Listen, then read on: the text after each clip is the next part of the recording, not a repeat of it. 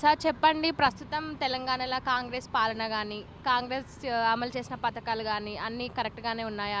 ప్రజలు ఎట్లా భావిస్తున్నారు అనే దానిపై? మేడం ఆల్రెడీ కాంగ్రెస్ వచ్చిన తర్వాత ఏవైతే వాళ్ళు ఆహ్, ఫ్రీ టికెట్ అనేదో లేడీస్‌కి ఇచ్చేశారు. సో, దానివల్ల మళ్ళీ పబ్లిక్ మీద వాళ్ళు పాస్‌లల్లో టికెట్స్ పెంచుకోవడం, ఇవన్నీ అవసరమా? అసలు లేడీస్ ఫ్రీ టికెట్ గూడా అడగలేదు ఇంతవరకైతే. ఇంకా తర్వాత రేవంత్ రెడ్డి గారు మీకు సిలిండర్ ఇస్తానని చెప్పారు.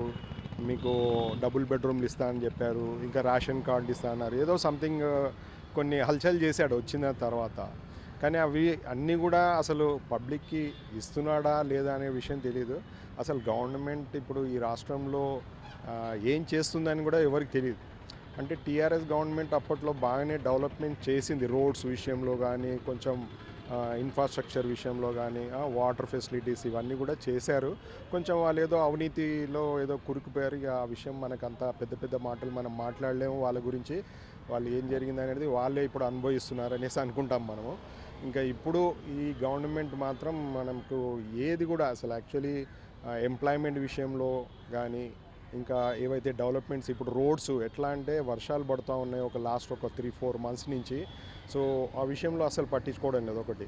ఇంకా వీళ్ళు ఇక కాంగ్రెస్ అంటేనే చాలామందికి ఇప్పుడే కాదు ఎన్నో సంవత్సరాల నుంచి తెలిసిపోయిందికి ఇది డెవలప్‌మెంట్ చేయదు. ఇది వాళ్ళ దాంట్లోనే ముసుగులో గుద్దులాట లెక్క వాళ్ళు కొట్లాడుకుంటూ ఉంటారు. ఇంకా అందులో సీనియర్స్ ఉన్నారు. ఈయనకేదో వాళ్ళ మామయ్య జైపాల్ రెడ్డి ద్వారా ఏదో సీఎంగా ఆయనకు అవకాశం వచ్చింది. కష్టపడ్డాడు ఎలక్షన్ టైంలో. ఇంకా ఆయన ఏ విధంగా రూలింగ్ చేస్తున్నాడని ఆయనకే తెలియాలి. మనం అంత పబ్లిక్ కాబట్టి మనం వాళ్ళలాగా మనం ఆలోచించలేము. పొలిటికల్ మైండ్ అనేది వేరే ఉంటుంది. ఓకే. సో, ఇంతవరకు మనం చెప్పగలుగుతాం. కానీ డిఫరెన్స్ అనేది ఇక వాళ్ళకే తెలిసి ఉంటుంది. ఇక నా తరఫు నుంచి నేను ఎంతవరకు అయితే చెప్పాలనో నాలెడ్జ్ ఉన్న దాని ప్రకారం నేను చెప్తున్నాను. సో, ఇంకా వాళ్ళ డిసైడ్. వాళ్ళు ఇంకా నెక్స్ట్ ఫ్యూచర్లో నేను ఏం చేస్తే ఇప్పుడు లోకల్ ఎలక్షన్స్లో ఇంతకుముందు కూడా కేసీఆర్ గారు ఏం చేశారు, ఎవరిదో అడ్వైస్ తీసుకున్నాడు. అప్పట్లో తుఫాన్ వచ్చింది, సిటీ అంతా మునిగిపోయినప్పుడు ప్రతి ఒక్కరికి 10,000 రూపాయలు ఇస్తాము అన్నాడు.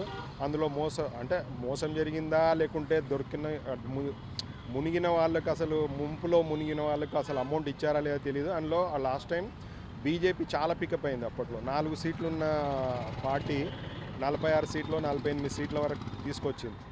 సో, ఈసారి మాత్రం కాంగ్రెస్ మ్యాక్సిమం ఈ స్టేట్లో వస్తుందో లేదో నాకు కూడా తెలియదు.